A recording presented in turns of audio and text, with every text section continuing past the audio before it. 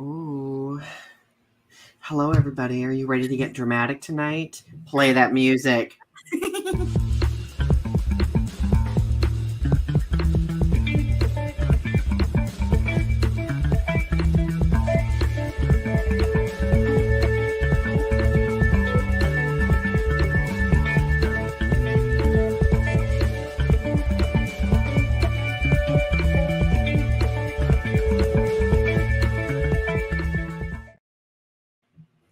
So in the theater of the absurd, are you this frowny face and I'm the smiley face, like the two theater masks? I think that's perfection, honestly. Like, that's the perfect analogy. Wait, or am I the frowny face?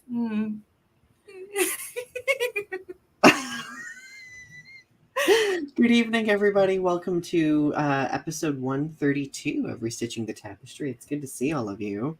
And of course, per the usual, we're a little slap happy tonight. This has been the thing that's been getting me through my week, the realization that we will be doing this. So yay, we're finally doing it. Tonight, we're going to be talking about drama bonding part 2 because we loved our conversation earlier this season so much that we had to continue the conversation, right? So before we get started, what have we been doing? How have we been? What have you been up to? All of that jazz. Goodness. Well, I started my first week of multi-ethnic literature, and that went well. Just lots of stuff this week. Yeah, I don't know. Just a very busy week of doing lots of things. How about your week? My week's been kind of busy too. I'm not gonna lie. I've been obviously working on school stuff. Early in the week, Britt and I went to a concert. We went and we saw Senses Fail, which is one of my high school Holy Trinity bands that got me through. Just some good old emo rock. We got to Britt surprised me with VIP tickets, so we actually got to meet the band and hang out with them, and we got to do arts and crafts with them. So that was fun. And the concert was a little intense. There were people who were super duper into crowd surfing. So I got kicked in the face a couple of times. But you know what? I didn't wear glasses that night for a reason. Yeah, get in the mosh pit. Oh, no, I definitely didn't get in the mosh pit because I'm not designed for that. The people who are can do that to their heart's content. But I was at the front of the concert being like, so Really? Okay. yeah, basically that's how I went. Are you a mosh pit person? I was when I was young, not anymore. That's kind of my descriptor too. No, it's funny because the lead singer is very much dad energy, and he was just like, guys, this is a Monday night, we're not going to be here till 2 a.m. Trust me. And I'm like, thank you, because I don't want to be here until 2 a.m. Oh, yeah, I went on a date and it only lasted till 8:30. What? You went on a date that lasted till 8:30? I mean, were you glad that it only lasted until 8:30? No. Well, yeah. I mean, that's a timer for things. Right. Well, sometimes it's good.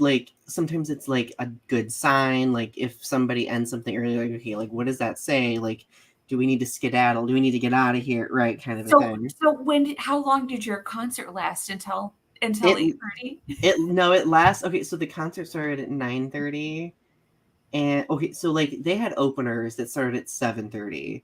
That went till 9:30, and then the actual like main part of the concert was from like 9:30 to 10:30 ish. Oh, that's too late for me. I'm ready for pajamas by then. I know. Oh, and we had to drive home too. Like, so we didn't get home till like 12:30. So like I was suffering. No, that's past pajama time. That's like being cozied in. The fact that the concert was on a Monday also kind of threw me for a loop because like concerts aren't often on Mondays. Like they're normally like a Friday, Saturday, Sunday thing, maybe a Thursday, but like for like just a Monday night, I was like, ooh. Isn't there a I feel like there's a song, like a techno song that's like, "Who goes out on Mondays?" There probably is. So beyond that, we've had some family stuff going on, and I've Didn't been. didn't you have some stuff happen to you at your house today? Oh yeah. Okay, so I think I mentioned to everyone a few months ago that over the summer, like there were some kids who like screamed the derogatory gay F slur at my house. Well, fast forward to now, this morning I woke up and I was, doing my usual tot around the yard to look at my plants. And I noticed that someone had tore the pride flag out of our flower bed because we had like one of those like little, what are they called? Like an easel pride flag that like on like, just like an easel sign thing. And they ripped it out of the ground and threw it into our yard. So they literally had to come onto our property, up to our flower bed, rip it out, and then throw it. So, That's ridiculous. so I took a picture of it, and I was just like, no, no, no, no. So now we have security cameras installed because I'm not going to be dealing with that. And I don't know, like it. I don't feel unsafe where I am because like where I live is it's kind of like on the cusp. Like sometimes it swings red, sometimes it swings blue, liberal, conservative, etc. But like the immediate area that I live in, like there's a lot of like pride stuff that's like still up, like a lot of like allies with things up. So like it doesn't seem like an area that would have people behaving that way. It's just However, it like just you seems like can't. mean teenagers not like appreciating private property. Like, Right. Yeah, like I don't like someone could have a sign that, that I might not like feel comfortable with. I'm not going to go up into their property and remove it like at all, like because that's not acceptable. Everybody has that free right to display whatever they want. But it also like the fact that they specifically chose a pride thing to target is just obviously the epitome of homophobia. Like right. there's no mincing words on that. It's actual flat out homophobia. So I posted it on social media and a lot of people were responding and like it's just like being like, "Oh my god, I can't believe this is happening." And I'm just like, we are living in a reality where we've had several years of people justifying hate, people in power justifying hate, and people following those leaders also kind of justifying that hate too. So it's like it begs the question of like, are people really aware of like how things actually are, right? Jackie's here. Jackie said maybe kids getting off the bus, or it could be. We do live on a street where there are a lot of kids that walk home. So, being that we've had kids shout at us, those same kids could have been the kids who ripped out our flag. I don't know. But now that we have like those cameras up, we'll be able like it's like a motion sensor camera, so it'll like record if people are in our yard, engaging in shenanigans. So. Yeah, because I used to walk down in my neighborhood down by like past the high school and stuff, and there used to be a guy who had a pride flag up there, and like one day I saw that his pride flag had been ripped down, and I was really concerned because like usually when you see like a pride flag on the ground, like that's really concerning, especially like so I went back there and I was like, "Are you okay?" Like because like Mm-hmm. that to me says that like something's wrong, like that anything could be, especially in this day and age, like you never know, just like because it could be like analogous to like something even more nefarious, especially like because it could just be like defamation, but like or like somebody like doing Yeah, being a little creep, but it could be like anything else. It could be like a sign of something more dangerous. absolutely. So And that's why we opted for like the security cameras because I was like, I don't think anything is a big deal, but like you can't. you gotta be sure, you know, and I think that love that like kind of just provides like a little extra security that makes me feel comfortable at least. So, and I know that it makes Britt feel comfortable too. So, Yeah. yeah. Um, Current event snapshot. What's going on in the world? So there's a spending bill, and Republicans don't like their own spending bill, so they're blocking their own spending bill for some reason. I don't know why. Oh, But I was just looking at current events, and I'm like, I guess they don't. I don't maybe understand. they weren't satisfied with the language or something. We're getting very close to like another shutdown, aren't we? I don't know. I just I just saw Republicans block on spending bill, and I was like, uh, what? Okay. So Oh. also I had sent you something about the Trump case. And I was talking about the legal defense that Trump is making as far as because the thing about it is that Trump has all these indictments against him that are trying to block him from running for president again. And Mhm. we were talking about what the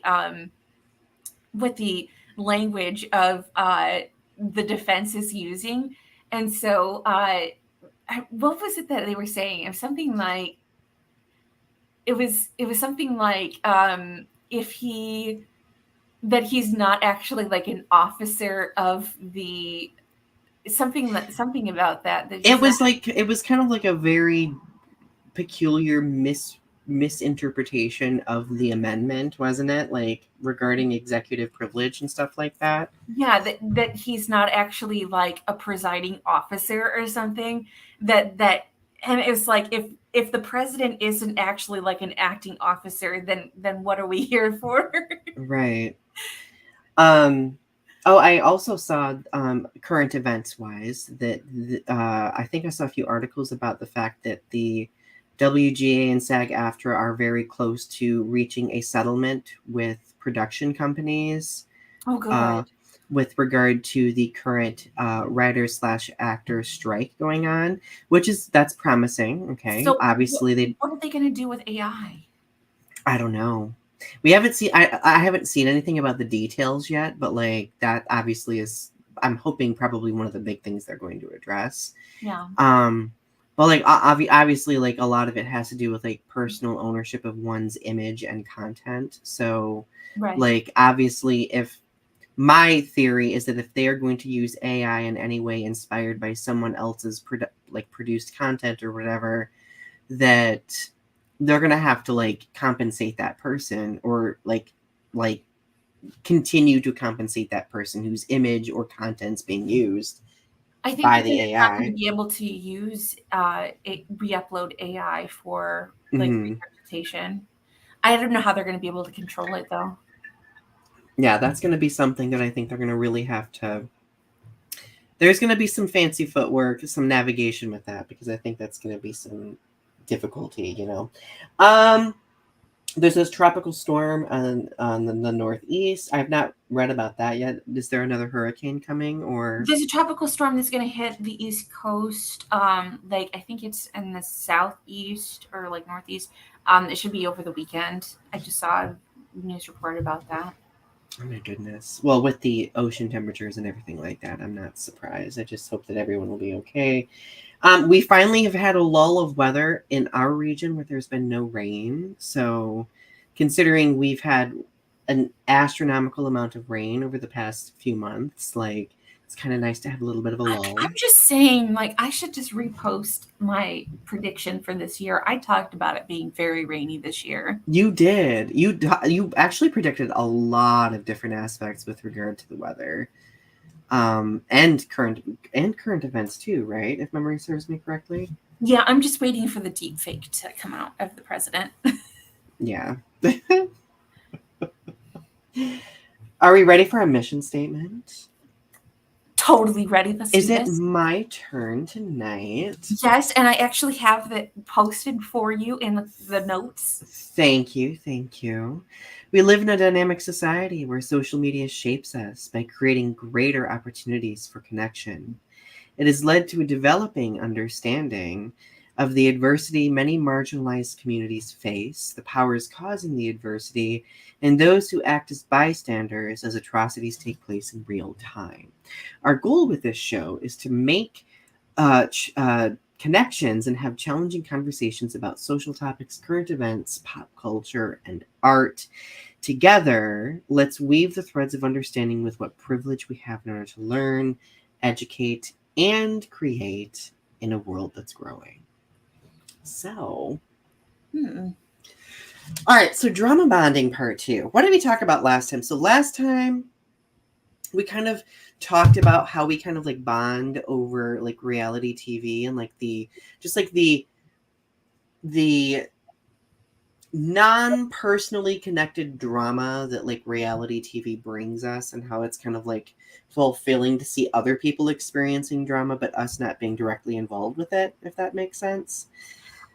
I have to give a disclaimer that most of my examples tonight I have lifted from my conversation that I had with my sister tonight, because I watched a lot of reality TV with my family growing up, and I couldn't remember a lot of specific examples. So my sister kind of primed me for so this is my works cited page of the essay I'm doing tonight. My sister Jessica. Thank you, Jessica, for Thank giving you, Jessica. Thank you for giving me all of my specific examples. She helped me out immensely tonight. Jessica's here in spirit as a guest, basically, and I love it. So, where should we begin? I think tonight we wanted to kind of like think of the angle of representation, right? When it comes to like reality TV. Yeah. Basically, I was talking with my sister about queer identity in reality TV, and we were talking about a lot of shows growing up, where when reality TV goes too far and pushes the envelope.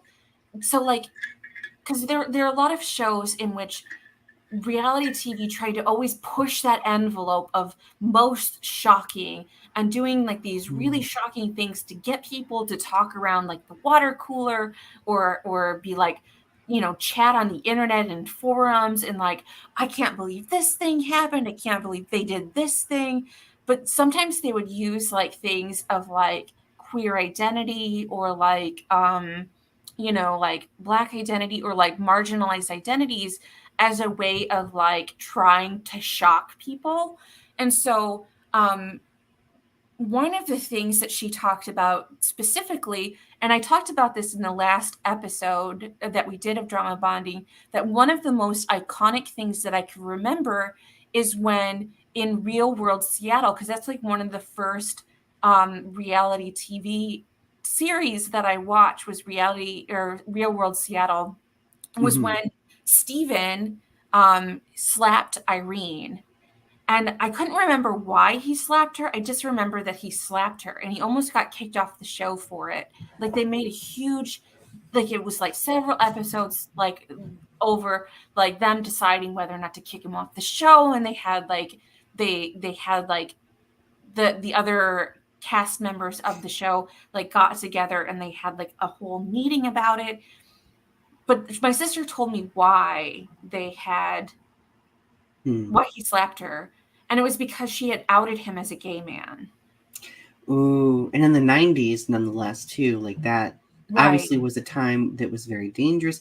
I mean, think of Matthew Shepard, right? Like that atrocity happened in the late 90s, too. Right. So that was definitely at the forefront of a lot of people's minds, especially people in the LGBTQ plus community. Like my sister recounted the whole scene over again to me. She said that Irene came to him because Irene was leaving the show because she had gotten Lyme disease. And so she was very sick and she wasn't feeling well.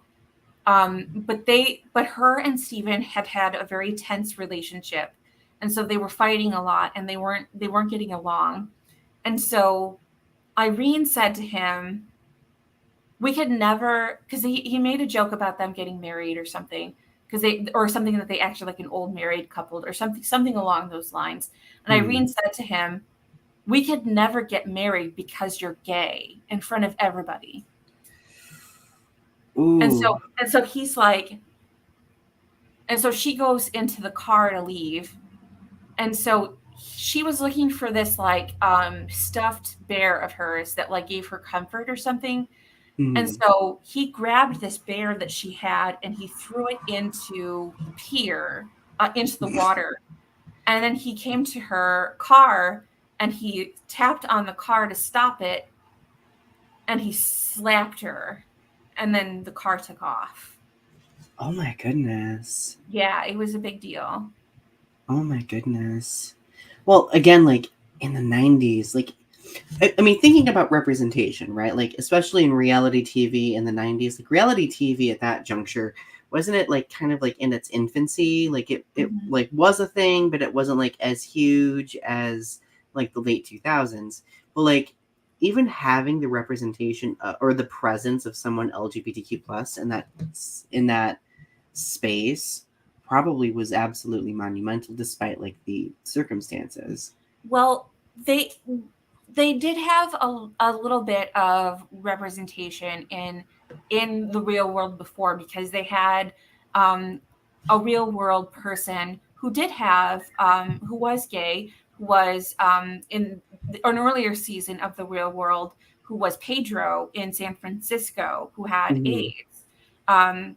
They had him as a person on the show. So they did. It's not that they didn't have gay characters before, um, but the fact of the matter is that it wasn't that they had specifically had him on to be a gay person. It was that he had been outed, and Mhm. it was sort of like that betrayal of him, you know, having his queer identity revealed as Right. sort of a shocker. It was sort of like a twist of, you know, you are, this person is gay. And so it was the stacked on identity of him being a black man, being outed by a white woman, the Mhm. betrayal of a white woman betraying a black man. Um, it seemed very, you know, it's very iconic to me.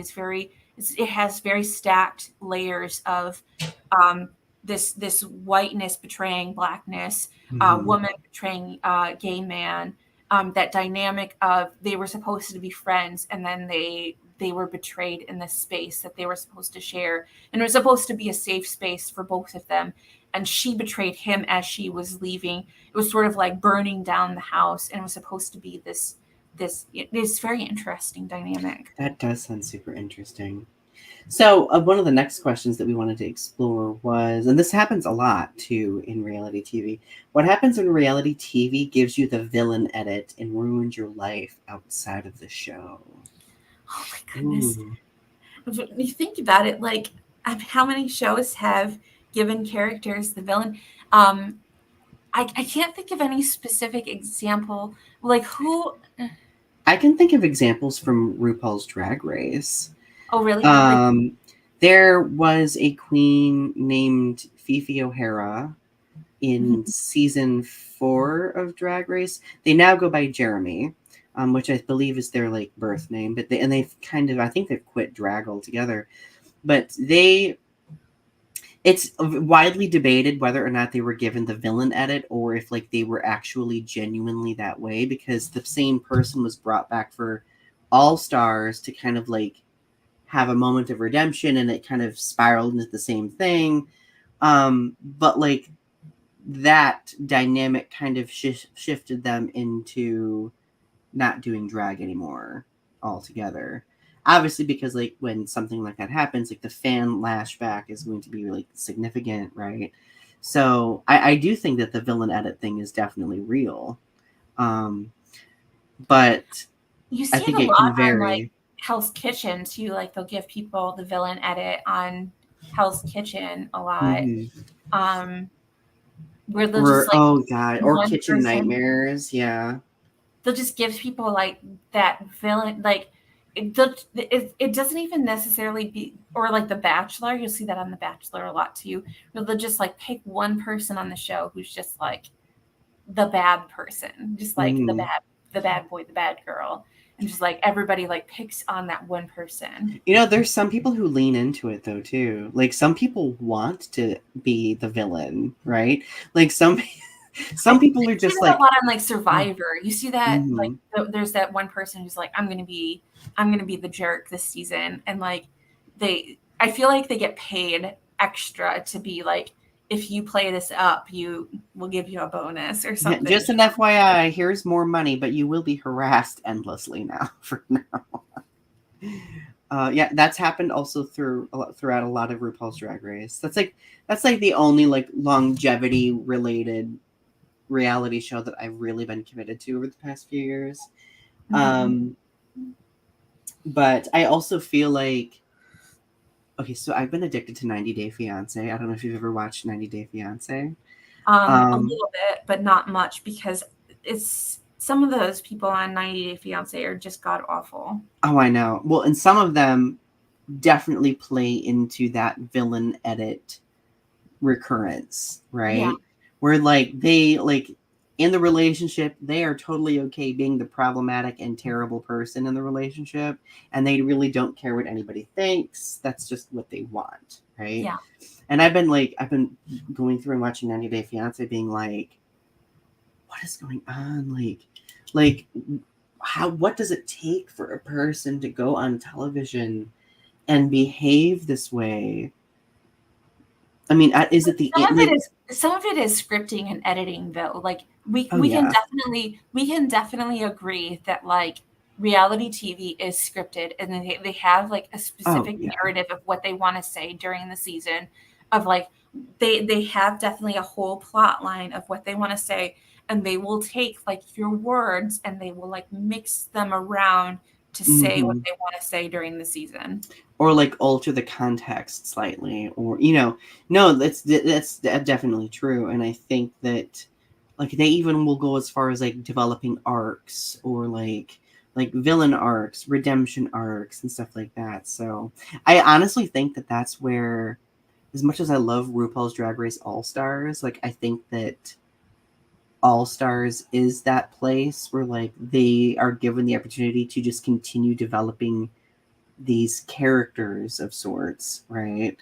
Um, but yeah, And like that's such the weird part about reality TV, isn't it? Like yeah, we we get so lost in these like storylines, and it's supposed to be like real, like these are real people with real lives and real situations, but it's a farce. Like these are fantasies. so I guess that begs the question. I don't know if we have this on our list of questions, but why do we love reality TV so much then? Like if we are aware of how manufactured it is for entertainment reasons, why do we still go back to it? Why? um I think that it's like there's a sense of like comfort in, because it's like sometimes it has like a feel good message, but sometimes it also is like there's a sense of like feeling, it's like riding like a roller coaster or like a thrill ride. It's like that, because when there's like a sense of like conflict and stuff, it's like safe conflict. It's like watching a horror movie, or like watching, or like riding a Mhm. roller coaster. It's like knowing that there's a sense of like all of this conflict, but it's not dangerous because it's not affecting your life in any meaningful way. Right. I think, that's absolutely correct. I think also that I think we're always comparing I mean, that's why we love fiction so much too, because we're always like envisioning like different ways life could be, like different scenario situations, right? I think reality TV does that for us in a very similar way. Because obviously when we watch reality TV, like these are real people as opposed to fictional characters. So maybe that brings us closer to resonating with an experience, or looking at someone else's experience and be like, woo, this validates me. I'm not this person, nor would I make this decision, nor would I go through this experience, right? I mean, I feel that way all the time watching 90 Day Fiance, being like, these people have been talking for 2 weeks. They just got married. And now they're moving over to this other country to live with this person and their family who they've never met before. And it's like, what? What? It's kind of like, it's like the toxicity of like watching Hoarders and then cleaning your house, or like watching 600-Pound Life and then like exercising, or like, or eating. You know what I mean? Which I've done before with friends, unfortunately. Or like, because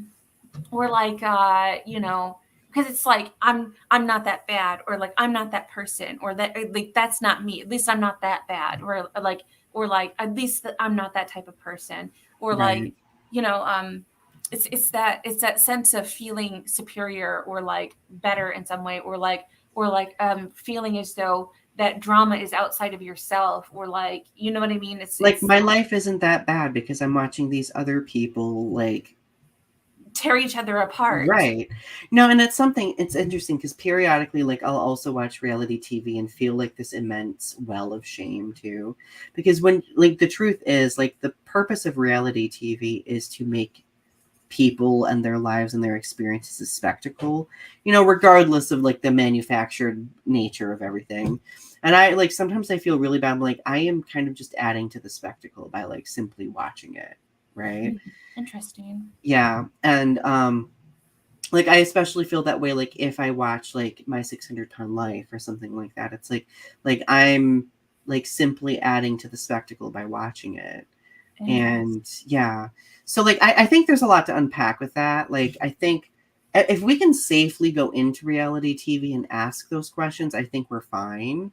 But like obviously, like there are people who will watch reality TV and then go online and harass those people who are in said reality TV show. Like I think that takes it to a very toxic level of,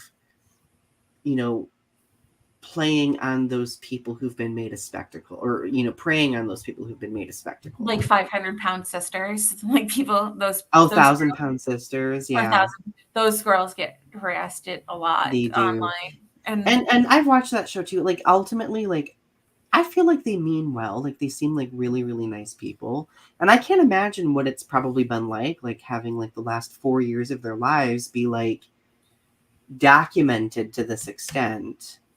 Right.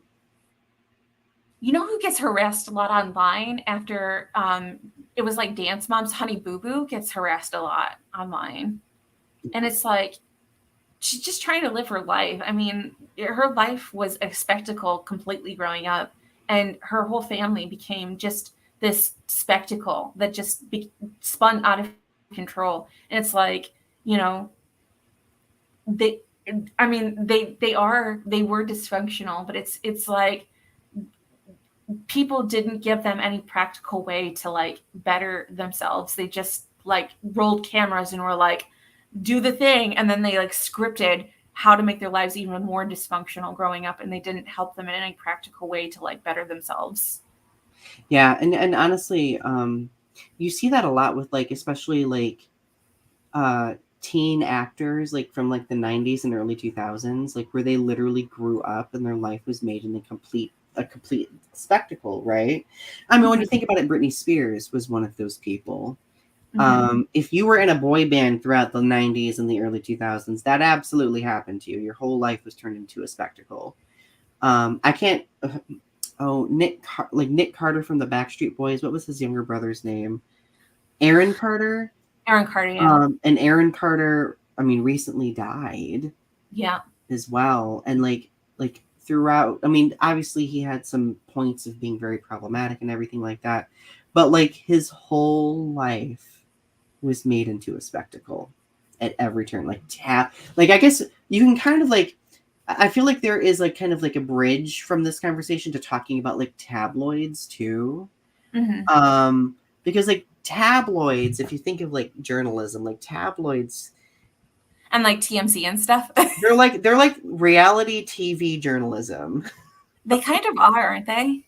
Yeah, like because the whole purpose is to illustrate and inflate something that's happened to someone, and then like use a lot of exaggerated language, hyperbole, everything to kind of just draw a reaction Right. out of a reader, because like that obviously makes money, right? Like the whole shock value. Right. Ooh, I guess at the end of the day, that's But all about I that. heard a rumor that TMZ or like these tabloid reporters don't usually show up around celebrities unless someone in PR has contacted them. That they usually don't show up unless like somebody has like Tip so them like off. tip them Mhm. off in some way. So, but I don't know how true that is because like sometimes it seems like the celebrity doesn't want them there, but then sometimes it seems like, but I'm not sure how much of like how real it is and like but sometimes it seems like Yeah, they generally are getting harassed by the tabloids, but sometimes it seems like it's part of the circus of like trying to make it seem like they're being harassed, but it's all a right, part of like they're trying to get the publicity, the back and forth of, you know, they're trying to create buzz about themselves. So like, oh, I hate these darn tabloids. You should really leave me alone type thing. right. No, I remember. So I'm a huge fan of Lady Gaga, and I've kind of analyzed this, like her journey with regard to this in the past. Her Um, biography was really interesting oh, that she right, did on right. Netflix. Yeah, like I loved that, like Netflix. What was it called? 5 by 2, 5 by 3, or something like that. Mhm. So I mean, I don't know if anybody remembers this, but like way back in like 2008 and 2009, when she was just kind of like entering the scene, right, and getting really famous, like some tabloids circulated like this image of her where like her outfit wasn't sitting correctly, or it was like a snapshot from like a moment where she was dancing where like her outfit bunched up, and that's when the rumors circulated that she had a penis, and that Oh, became yeah. like It that goes became around a like a lot. huge yeah that became like a huge like that became like so central to her narrative that like reporters were harassing her. I will never forget, there was this interview with Anderson Cooper, of all people, where Anderson's like, do you have a penis? And Gaga was like, so what if I do? What's the big deal? And like I think at the beginning of her career, like that was like a pretty significant struggle, but then like gradually, I think sometimes like as artists grow, they become like they know how to work the scene. Like they know how to use those moments or the tabloids to their advantage to kind of like to redo their image, or to kind of like sew another narrative. And I know that Gaga has been very good at that over the years. So I think it's possible for artists to kind of like own their power back from like reality TV and tabloids. It just they probably need to be seasoned and know how to do that, right? I was actually like talking about how media represents like different people in different aspects, and like some people get like the villain edit and some people get like this halo effect. Mm-hmm. So there was a tennis player who broke her racket after a game between an opponent and she had lost, and she was like in the back room, like in the dressing room, like she had broken her racket, she threw it away, and she was super pissed. And so everybody was like, you know, this shouldn't have been filmed. Like an invasion of privacy and stuff, and you know, this is wrong to film this stuff. And it was because she was white that everybody was reacting that way. But nobody remembers that a few years earlier, people had gotten super upset that Serena Williams had done the same thing. Mm-hmm. She broke her racket, and everybody was up in arms about her breaking her racket. They had drawn cartoons about this hyper masculization, you know, that she was throwing this baby to Do you remember that cartoon? I do remember that. And You know, the irony about all of that is that if a man did that, oh, it'd be fine. Like, nobody would care. Men are always throwing fits when it comes to, like, competition. but the thing about it is that this white woman who broke her racket, it was like, oh, you know, it's fine. It's fine that, Oh, like, yeah.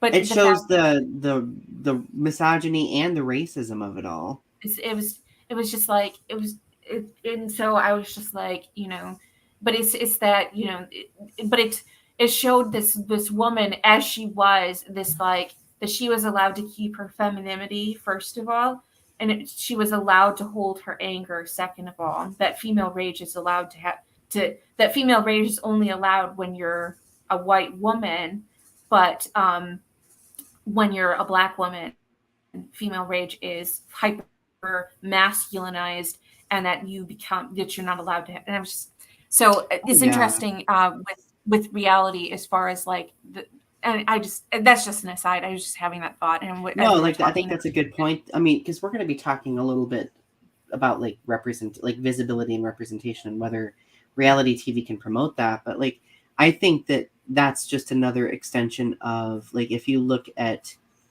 white, cis, hetero, like the whole, like, complex system of that promotes, like, misogyny and racism and stuff like that, it always is centered around, like, the silencing of Black women.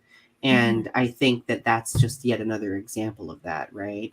Like, the moment, an individual in that community expresses themselves, like these other people in these systems are always quick to be like, hush, hush, hush, you're being too much, make yourself smaller, like reduce yourself in any means possible, which is very problematic, right?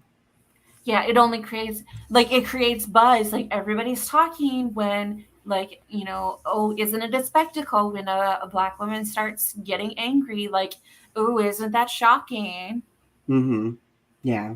And it's all done to just simply disempower, like, the atrocity, like, and to distract from the atrocity that took place, right?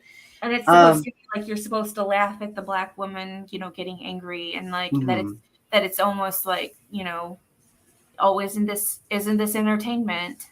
Yeah, exactly. So can reality TV help promote visibility and representation? I think it can.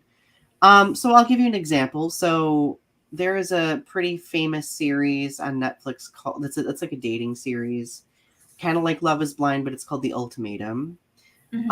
And they did an entire season featuring an LGBTQ plus cast, focusing largely on, like, lesbian relationships and trans and non-binary relationships.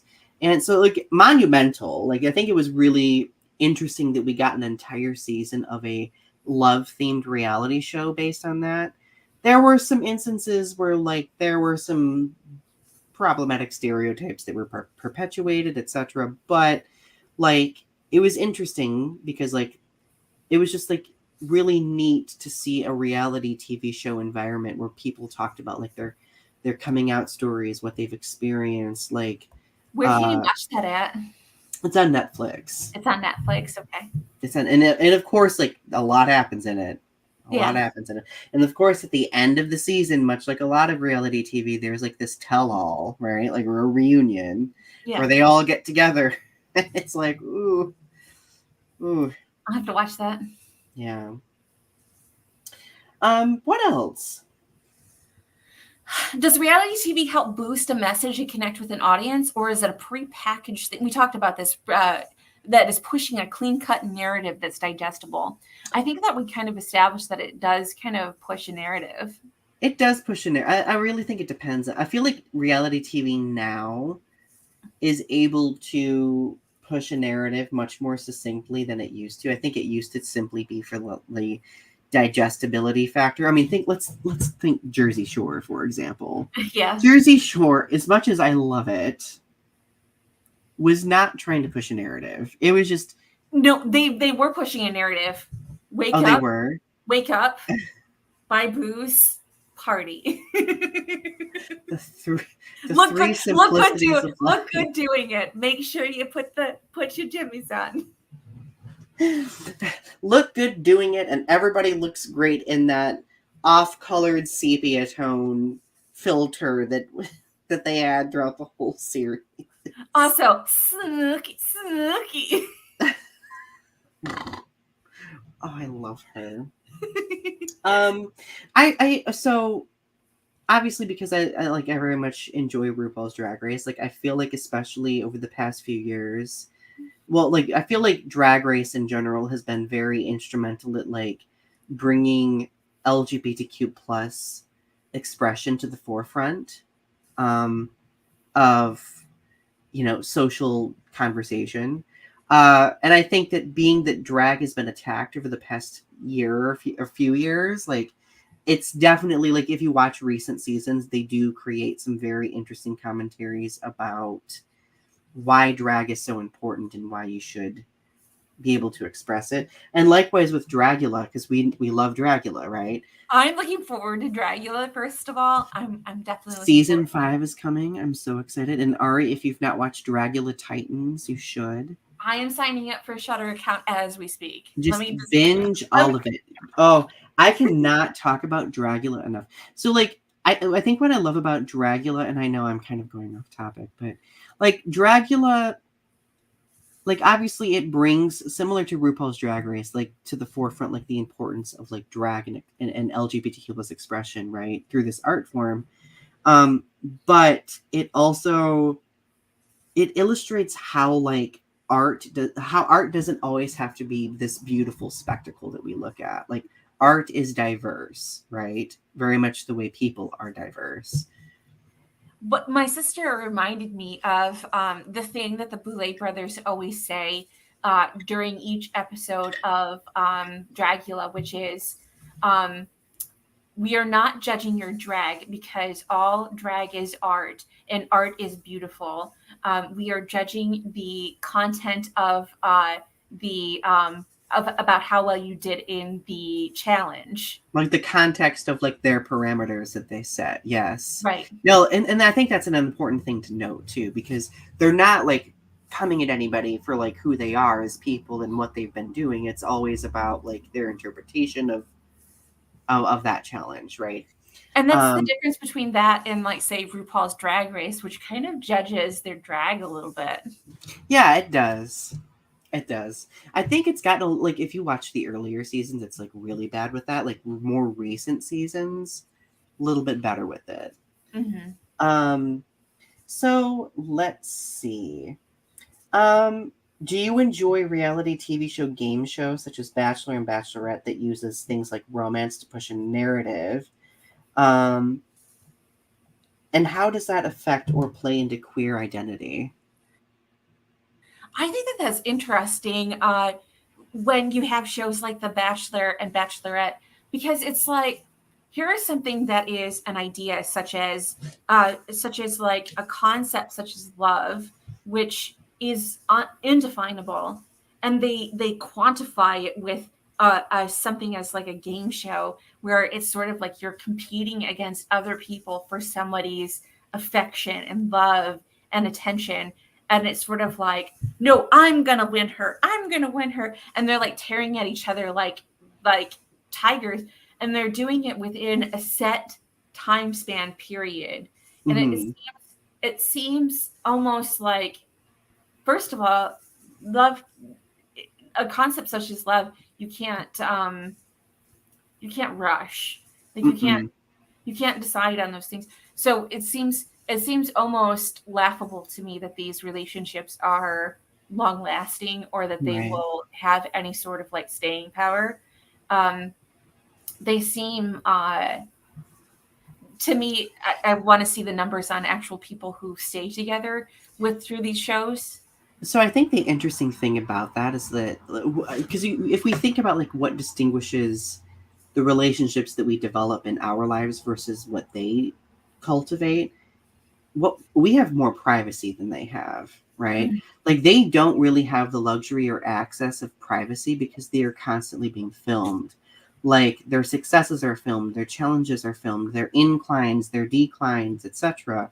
So like when are they able to have like a moment of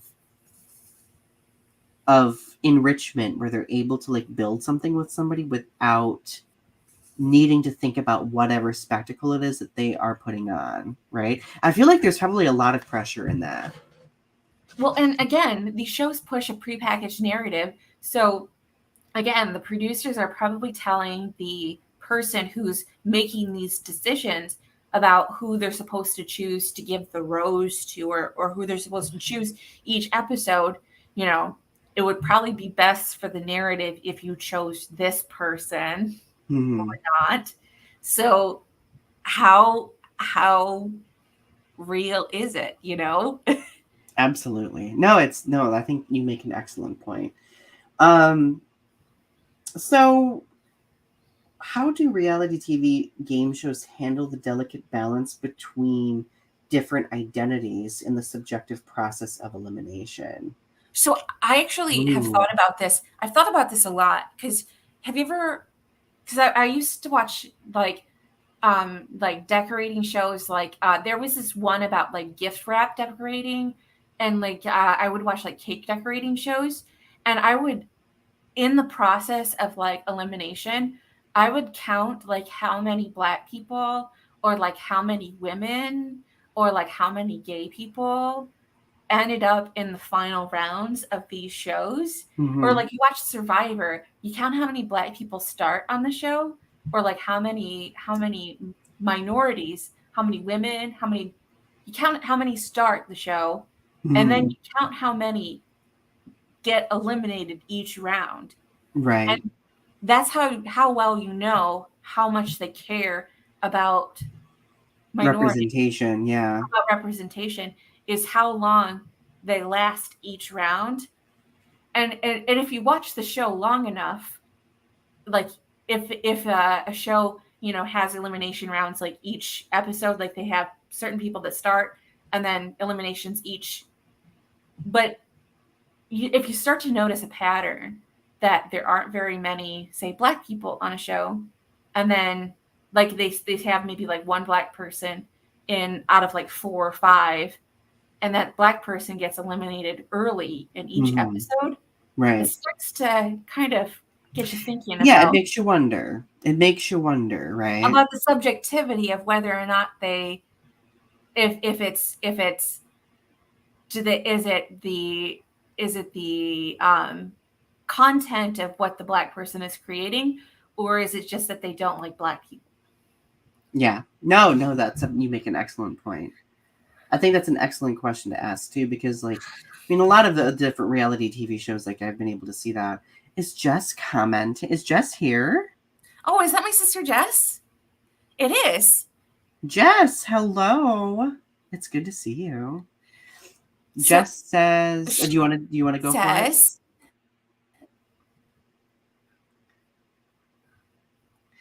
How can you truly be vulnerable with a person you are trying to date on TV when you know that your vulnerability is portrayed? Right. Like, I feel like there is a way that because of that level of transparency, like how can meaningful vulnerability even take place, right?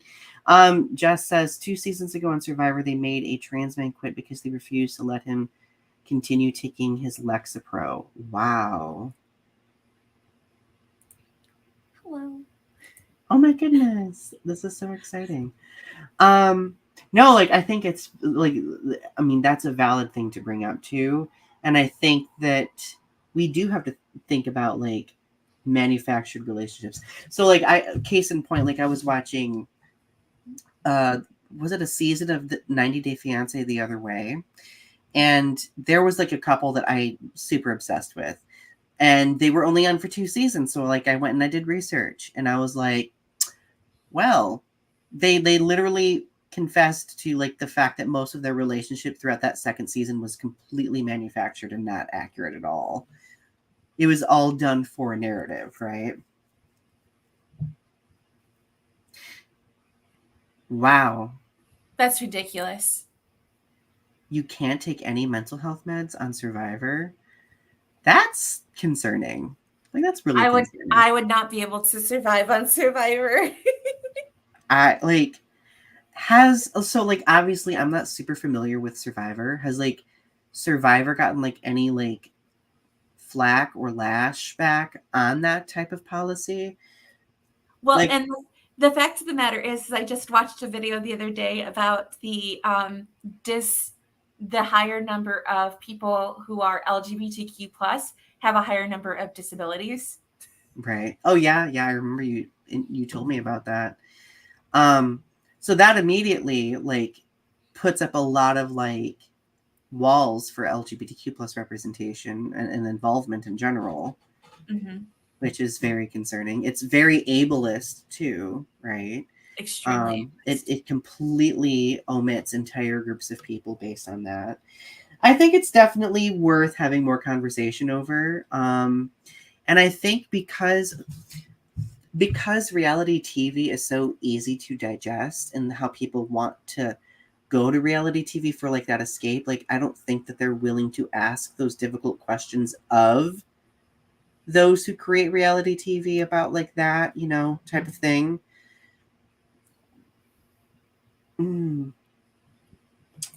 Yeah. Oh, whoops. uh, we're clicking on it at the same time. I think in reality TV, they don't want you stable. They want, so like, they're using that as a means of creating a spectacle, which that's really problematic. Ooh, it's really problematic. Yeah, like I feel like they're like, how, if they've not gotten any flack for that, how is that possible? Like, I feel like that's. Do they make you sign a waiver saying that you're not going to take your meds? Like, that would be my next big question. Yeah. Because I would not go on reality TV if they didn't allow me to take my meds. Yeah, like that you would be like, nope, done, checked out, not doing that. Because I would not go on a reality TV show if they didn't allow me to take my medication. Right. Like that's a big no-no for me. So what reality TV shows are you looking forward to? So I'm gonna watch Dragula. I'm gonna try and look at this ultimatum. I think that I'm gonna try because I think that representation is good. I don't know. I don't watch a lot of TV. So I think that that's the only two. Because I think that I want to watch Dragula because you're watching it and it would be something to talk about with you. I know, I'm excited. Well, so I'm looking forward to Dragula season 5. I'm looking forward to. I love Drag Race UK, because I love humor. Like I love dry British wit a lot. Every so often, I get it in me that I want to watch Solitary again, that old 2000 show. I've not thought of that in a long time. I know I watch it every so often because it's my comfort show. I love that. I'm finishing up 90 Day Fiancé the other way, and then I'm going to switch to watching 90 Day Fiancé. There's like so many versions of 90 Day Fiancé. What is the other one? 90 Day Fiancé Last Resort, I think that's what it is. Where like the stars are literally put on a resort and they have like couples counseling. I don't know. I might fall down the hole and catch up with Amberlynn Reid again and catch up with Foodie Beauty. I heard Foodie Beauty went to Thailand and I was like, she's such a dumpster fire. I don't even know what's going on with her recently. I have not caught up with her recently. Think that we have forgotten to talk about like reality YouTubers. Like, I do enjoy, just as I do love I do enjoy 1,000 Pound Sisters. It's interesting. Like, I feel like with 1,000 Pound Sisters, like I really care about them as people too. Like I want them to be doing okay. Like I want them to be flourishing, living their lives. Tammy lost weight. I saw that. Like she got that surgery. She got the surgery. Yeah. Like I will admit, like that's one of my comfort shows as well. Mm-hmm. I used to love. This is going to be ridiculous of me to admit to, but I think I may have mentioned this the last drama bonding episode, but I used to really love like the the vehicle repossession shows. Oh, From like the lizard. Lizard Lick Towing, South Beach Operation Repo. Oh my gosh, those were so. And most of those were like scripted, like absolutely scripted. So funny though. Oh, another one new one I've been getting into. Below Deck. Have you ever watched that? No. It's like, well, there's like a few different like versions of the show, but it's like basically like these workers who work on like these charter boats or sailing yachts and stuff like that. They will like document like their seasons where they like will charter guests and like they document like the stress behind like the management of it, the preparation for it. It is a mess. Really? And the one that I just watched actually had some LGBTQ plus representation. So I was just like, woo. I want to see a reality version of Star Trek. Oh my God, right. Like a reality episode of Star Trek where they like do camera crews on Starship Enterprise. They just did a musical episode, so what's to hold them back from that, right?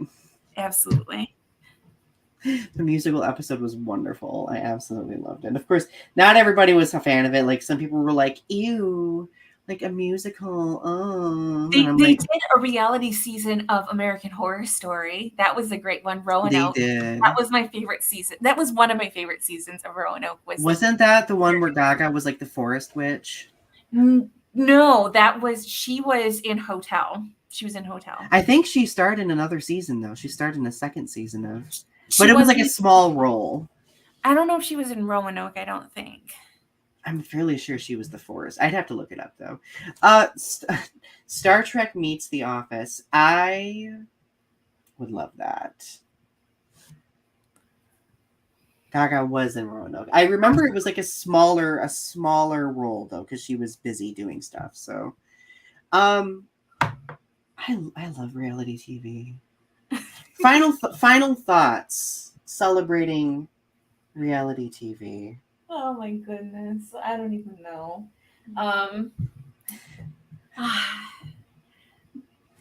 Goodness. The thing about reality TV is that when the cameras are rolling, that when the producers start whispering, something is going to go down.